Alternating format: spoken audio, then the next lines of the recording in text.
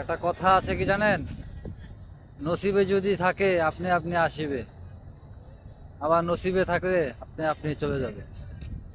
সেই দশাটা হয়েছে বর্তমান আমাদের। মাওয়াতে এসেছি, কিন্তু মাওয়া আসার পরে আমাদের গাড়ি নষ্ট হয়ে গেছে। এখন গাড়ি নষ্ট হয়ে গেছে, এখন বিধাতা দেখি কি করে। গাড়ি যদি ঠিকঠাক হয়ে যায়, মিস্ত্রি জানার জন্য লোক পাঠাইছি। তো মিস্ত্রি যেন পাওয়া যায় এই আশাই করি।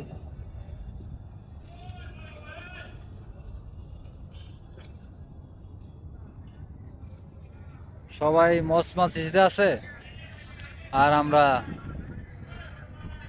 পেরেশানিতে আছি। বিষয়টা হয়ে গেল এরকম, সবাই মাস্তি করতেছে আর আমরা মজা করতে পারতেছি না।